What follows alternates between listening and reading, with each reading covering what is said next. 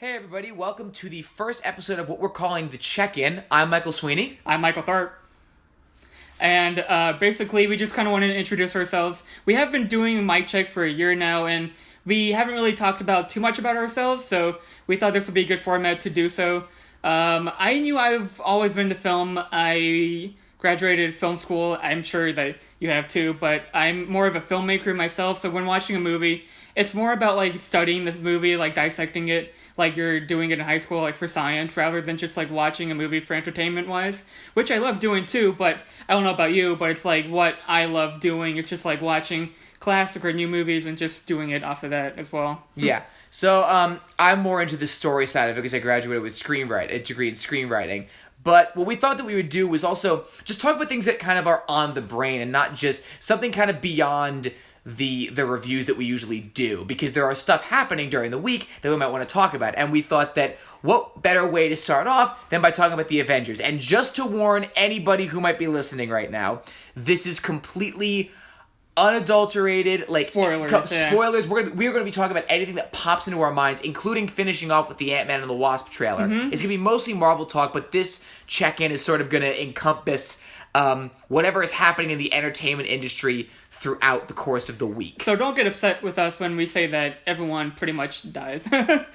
Yeah, so spoiler alert, everyone pretty much dies. I'll let you go off with this one. Since we did do a review of this, what was the major either complaint or, like, what were you most excited for or, like, most worrisome about, like, going into this film for the first time? I wasn't worried at all. You were the one that was worried. I was worried, yes. Well, because you were worried because of the fact that you were building it up so much in your head, whereas I was like, this film kind of has to live up to the hype. So I wasn't worried about it living up to the hype. I was more so just worried, not even just worried, like, I don't know. You know the thing where like you anticipate something, but then when you actually are there, it's not as strong. Not that that's completely true in every regard. I was sitting in that theater just kind of completely calm, and whereas you were next to me, like, with butterflies in your stomach, because of the fact that... the last thing we saw was Justice League, and, like, I was looking forward to that. Look how that turned out. The last thing that we saw? We saw Black Panther. Okay, you know what I mean. My point is that I trusted in the Russo brothers. I trust in the Russo brothers too much, and it's also, as much as this is one of the greatest movies I've seen in a while, and the best movie I saw this year, it's not Star Wars. I love Paddington, Harry Potter. But it is the best, yeah. This movie kind of made me really be like, wow, this movie kind of, like, hit the heights of something like a Star Wars or a Harry Potter, which, as much as I like the other films, it never had previously done, but it's because this film is so unique. Yeah. Because, you know, it had never been done before. I mean, I guess the one thing I was excited for Avengers, but, like, Ultron I like, but I don't love, and, like, Guardians too. Like, a lot of the Marvel stuff last year, even Spider-Man Homecoming I liked, but, like, nothing I really loved. And so here I was kind of, like, skeptical in some regards, but I still, you know, came out happy, and I loved it, everything they did. It's literally just perspective on what do I really get more anxious about. Not even just excited, but anxious about. And I gotta say, like, I still have those other franchises that are above, because I'm not a comic book reader, so I didn't have that sort of nervousness. When I saw it, I obviously was you know. I love comics, but I don't know too much about Marvel. That's where DC kind of reigns over. But, like, I guess we could go on to, like, the biggest crowd pleasure moments. We have a Hulk, with Cap behind the train, and then Thor coming to Wakanda. Cap behind the train and Thor coming to Wakanda was my favorite moment. He's not my favorite character. He is in this. He's like, he definitely is in this. Captain America overall, Steve Rogers is one of my favorite characters in any sort of. He wasn't in it too much, but there's a literature. Part 2 as well. But that's the thing, is that him coming out from behind the train, that got a big cheer out of me and a big cheer out of everybody else. But Thor coming to Wakanda, it's the one film, it's the one part of the film that I've gone on YouTube and tried to find, like, footage of just to keep watching it over and over and over again. That is the biggest moment. And it's not like you're watching, you know, Vision and Scarlet Witch, and it's like, where's Cap? And, like, I want the action. You're excited for the drama too, and it's like, and it comes back full circle at the end. Yeah, no, that was part of the drama and everything, because you thought that Thor was because pretty much Thor had tried to sacrifice himself. Yeah. I mean, I think that that's something that is still kind of a payoff and sort of rewarding when you see him there. Because not that I didn't even think he was going to die, like just in general, because he's the one who's got the thing that I knew can that Loki Thanos. was probably going to bite the dust, and that was a brutal moment too. That when like Hulk is afraid of Thanos and like he doesn't want to come out, so to speak. That's when you know Thanos is like, not to be reckoned with. Yeah, he just quickly chokes out. Because the thing is, Loki. The thing that I liked was that it gave Banner something to do, because in the previous films, at least the two films that I don't really care for that much, being Ultron and a little more of an unpopular opinion of mine, Ragnarok, Banner is a decent character, but as far as him being very useful, he's not usually useful until he turns into the Hulk. And here, he's only the Hulk for like 2 minutes. Yeah. Like, not like he's not even in that whole. I thought he might come back chunk. At the end, but no, I'm glad that it was Bruce Banner killing the alien. It's like, huh? I like that moment because it shows, like, at least Ragnarok, it's like, no, we prefer the Hulk because he's, mightier, but, like, it was a good character moment. Think about Fast and Furious 7 when Ludacris was, like, fighting people. It's like, no, you're the hacker, but Bruce Banner, he's, like, a guy in a suit, mind you, that, like, they paid that back in Age of Ultron. They had that moment where he's like, no, I can do this without you, Hulk, and I like that moment, too. Yeah, he's got that sort of... Like, every character kind of has those little things. We said in our review, if you've seen our main Infinity War review about, like, character pairings, but they really managed to get the egos. Like Star-Lord and Thor, in the initial movies that we see them in, they kind of have very similar egos. And that is, like, the greatest part of, like, why they're paired together and why they kind of, like, get at each other's throats. And then... and Stark and Strange, and how they both... I mean, everyone's kind of compared seeing how Doctor Strange is kind of like a different... he has a very similar story arc to the original Iron Man movie. So you have that sort of, like, rich genius in different ways. One is in machines, one's in medicine, but they both... Neither of them are doing anything with those in this movie. It's all about also, if you think about it, their own successions, or, like, the thing that they drive their character is what weakens them, too. Like, at the end... when Thanos basically strikes Iron Man with his own armor and his knife, I like that moment too, where it's like, you can actually be killed by your own ego as well. And then Doctor Strange, where it's like the whole magic thing, I like that as well. Yeah. I think one thing I sort of realized after having seen it 3 times was that every single little thing that they put in there as far as the dialogue is concerned actually matters. Every single look. Like when Wanda and Vision are talking about, we just wanted more time. We wanted more time until the inevitable. Cap is in love with a woman who, had he just been able to bring the plane down safely, would have been lived a long, happy life with after the war. And didn't get to do that. So when he kind of has a facial expression, when Thor, in a kind of a very serious moment, like... But then people would have died in Winter Soldier. Yeah, and then like, what more... it's true. But like, and then sort of like what more can I... lose. What more can I lose? That's and then Rocket says, well, personally I could lose a lot. And every single one of the Guardians of the Galaxy, except for him, dies. So that little thing kind of manages to be something that matters. And, Vision and Cap not wanting to trade each other's lives, when literally the big thing that I kind of realized was that, and I'm not sure if I already told you this, but the reason they fail is because of who they are. Yeah. The reason they fail is because they're superheroes. Because if you could always say, well, if they had done this, then they would have won. If they'd done this, they couldn't have. Well, you can't say that they didn't try. the reason... But for example, if they had destroyed the stone when Vision said so in the Avengers Tower, or the Avengers Hub, where Rhodey is, if they had just done that then, Thanos couldn't have reversed time, because he wouldn't have known where it was, and he wouldn't have known how to do that. But Cap, it came to the very last second. Because Cap is who he is, he doesn't want to sacrifice he doesn't want to sacrifice a soldier. Because of who Banner is, he thinks there could be a way. Because of where Wakanda is, Vision has a chance. And if they had and that's the thing, it's who every character is, and the choices they make is actually why they lose. And it's why I'm looking forward to the other one, because the creed that what Iron Man says to Loki in that first Avengers is, if we can't protect the world, you can be sure we're going to be able to avenge it. And that is what they're going to be doing. And it is going to be the epitome of the title, Avengers. Going back to the Avengers Hub, I love that scene as well. Every time they cut to Vision, they also cut to Steve looking at him and Wanda as well. And then, who's the last one to protect Vision? Is basically Cap. He's That's the last one to go down. Favorite too. Cap moments. Yeah. And actually, even going back to the thing again, like that scene, it's such a, again, you have your set pieces, but that scene of them all in the Avengers Hub, there's so much character there. Like when Rhodey, this is kind of a bit of screenwriting and filmmaking technique of what they do here, is that when Rhodey is talking to, first off, you literally have a hologram of the government taking over Avengers. Cool. Like that's a big thing. Secondly, when Rhodey tells Ross, when Ross is like, I remember your signature on those Accords, Rhodes. What are you having second thoughts now? He's like, no, not anymore. I'm pretty sure I paid for that.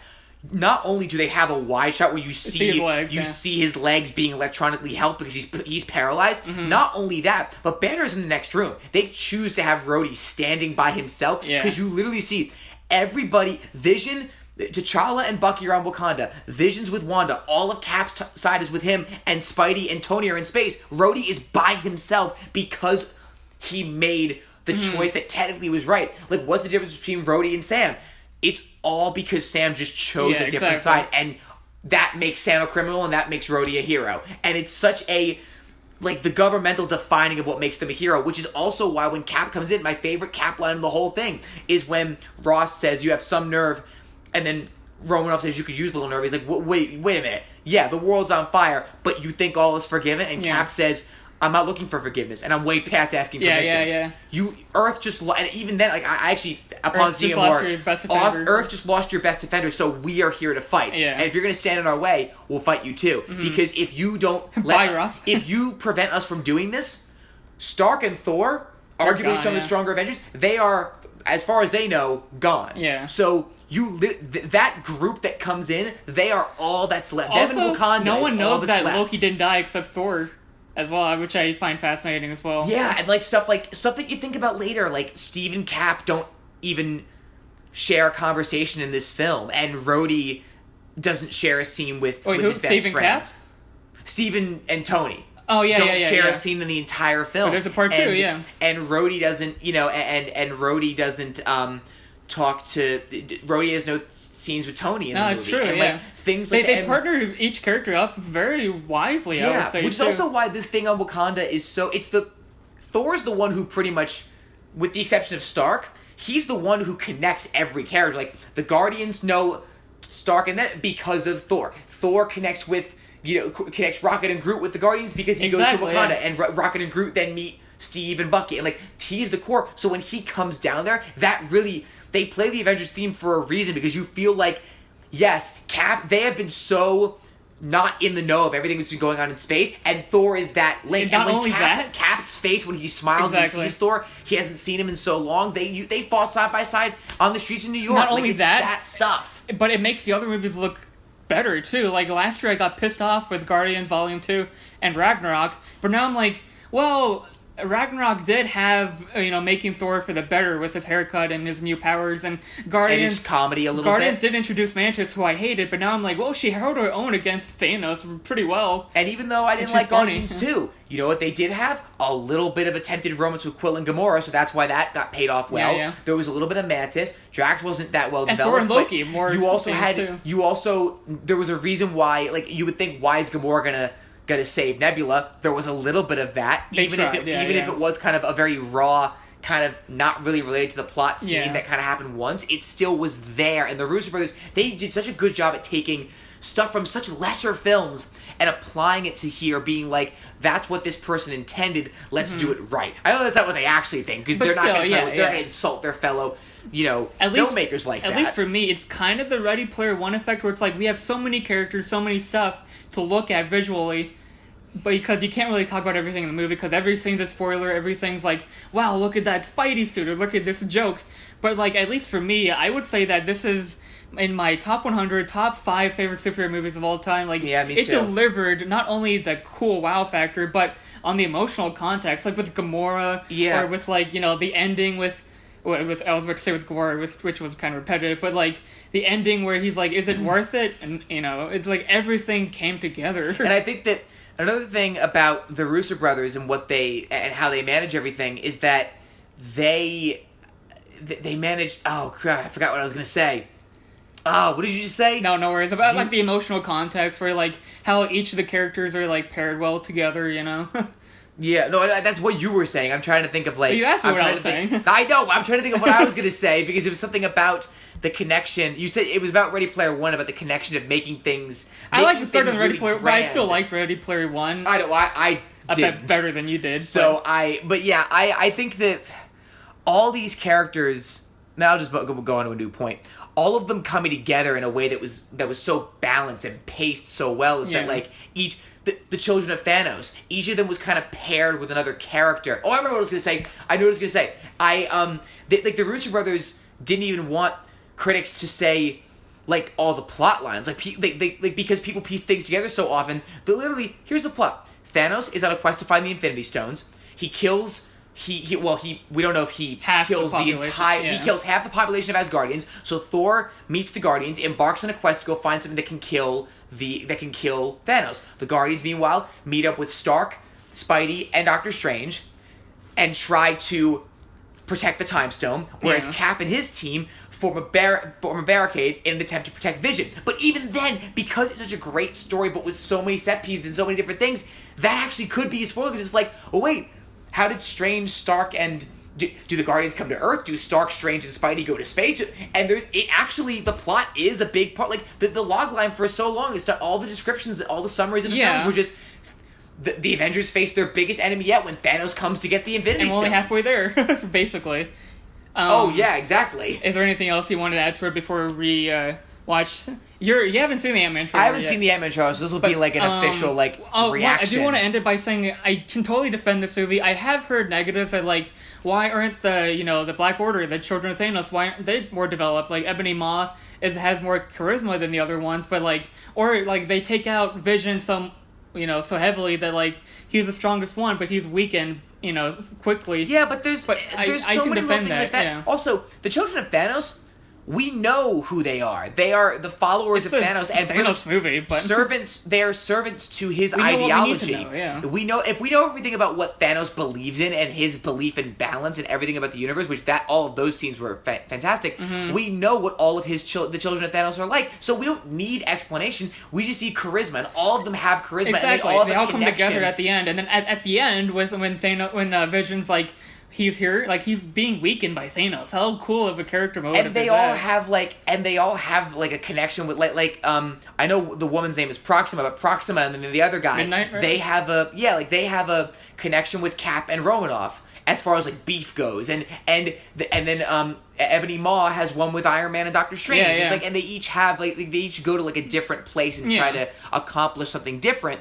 And everything still all works out, even though we don't I quite frankly don't care that they didn't really set them up because we it's both loved it. Yeah. Because every other character is a character that is returning. So why can't we introduce 5 tertiary characters? Exactly. What's so wrong in that? They were cool. I mean, some of the we don't know much about Maria Hill. No, but Kobe Smulders' character in Avengers. What does that matter? Some of the effects were, I don't want to say better than others, but like Ebony Maw looked cool. I don't know about the Proxima Midnight, like her horns were like but like compared to like Steppenwolf or Justice League, it's I think beyond. Ebony Maw looked the most. Yeah. Or Ebony, is that he his had name? the most to do. Yeah, I think the Voldemort, like Squidward. Squidward, yeah. He definitely had the most detail put into his face. Whereas I do agree that the ones that Cap and the ones that Cap and Romanoff fight look more CG, but they are aliens. Fun. Yeah. It's to the point where fun. Yes, they look CG, but does it really matter because it's like, well, they're aliens. What does their skin look like? What is their Thanos makeup? looked amazing. That was one of the coolest character. What is their CGIs. anatomical makeup? I thought Smog looked cool in Gollum, but like Thanos, that was a great CGI character as well. Yeah, all the facial expressions, all the things that Josh Brolin did vocally and visually, because I know there's some there's partially motion capture. And now we're getting Cable there. too, and Ant-Man. Yeah, exactly. We're getting a lot of good superhero movies. I believe that Ant-Man and Captain Marvel from next year are prequels, at least before Infinity War. I think so, yeah. I do think so as well. How would you feel about the first one? Because I thought it was really basic. I still had fun. It's a good B movie. It was basic, but it was fun. But it's not really in my top 15 MCU movies, if I'm being honest. He doesn't seem like a starring role. From what I remember, he seems like remember Michael Pena in the first Ant-Man movie? Yeah. I feel like Ant-Man as a character should be a side character. Like, I feel like Anthony Mackie has so much more charisma, and Falcon could have his own movie. Ant-Man. But my point is, you know how Falcon is in a Captain America movie? I feel like Ant-Man should have been introduced in another movie. Well, I like trailer 2 better than trailer 1, so tell me what you think. I mean, I'll watch. I'm sure it's better. I've heard it's better because the Wasp, play it. I like the Wasp, yeah. Well, I heard that originally in the comics, she also founded the Avengers in the comics, I've heard. So it's good that she's in it. I wish I could fight bad guys like you. I seem to mess it up almost every time. Maybe you just need someone watching your back. Like a partner? Like a partner, yep. Like the Wasp. Like a partner. She's more efficient. Pim, I actually heard what happened to you. You opened up the quantum realm. That's when this crazy creepy ghost who walks through walls and stuff. Stole your tech. Huh. Now she wants to take over the world or whatever. Bad guy stuff. Sure, yeah, bad guy stuff, Michael Pena. Not me. To be fair, if there's anyone who could say it hysterically, it would be Michael Pena. Yeah. That's us. Like, Chance you got. It's both of you. Ant-Man and the Wasp teaming up. Follow my Yeah. Oh, so... She seems more intense. oh my gosh, what was that? A giant ant? To be fair, I feel like this trailer looks like it's more about the Wasp than it is about Ant-Man. You go low, I'll go high. I have wings. Why would I go low? True. I mean, oh yeah. I mean, here's the thing. As far as the making things bigger and smaller effects and those set pieces, it's always looked really good. I think. I don't mind the building. I know you do. What'd I miss? We were just tiny. Well, what? Not exact. Oh, I don't mind the building that much. But, like, for example, the... Oh, wait. I was partners with Hank on a project called Goliath. How big did you get? My record? 21 feet. You? 65 feet. 65. Oh, my gosh. If you two are finished comparing sizes... 65. Oh, really? I mean, the thing is, it looks about as good as the first one. And I think that the biggest thing about Ant-Man is that it's never going to be... I mean, maybe it's someone's favorite, but it's not really anybody I know's Well, the biggest thing for me is that Infinity War was so dark, not like Dark Knight, and it had jokes, but, like, it's actually kind of nice to have a breather, and it's going to make a lot of money. It already has, like, what...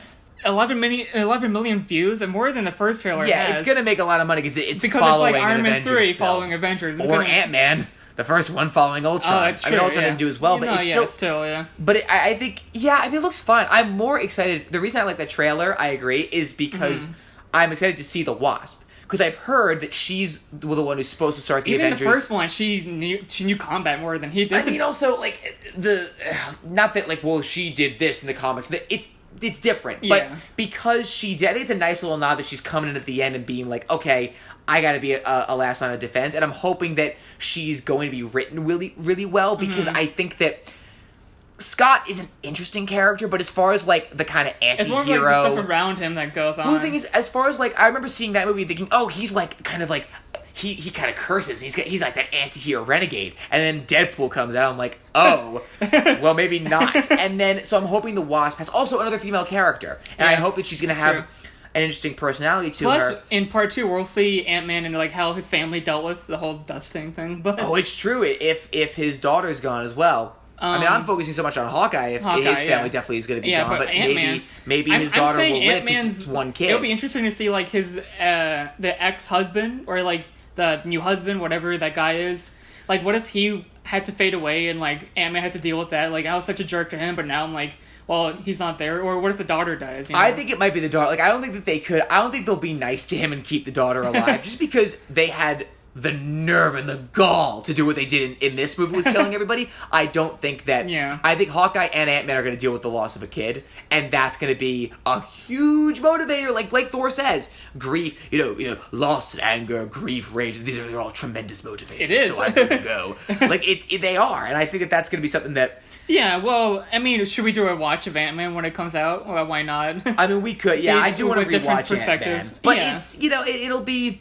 Even when I did a marathon, I kind of had it on the background. I didn't really focus on it too much, so I kind of want to. I mean, of course, I mean, it's a good sign when your movie not only is making money and people are going to see it, people are predicting the next movie, what's going to happen. Like, Yeah, Russo yeah. Brothers, you know you'd made a good And film. it's longer when that too. happens. Yeah.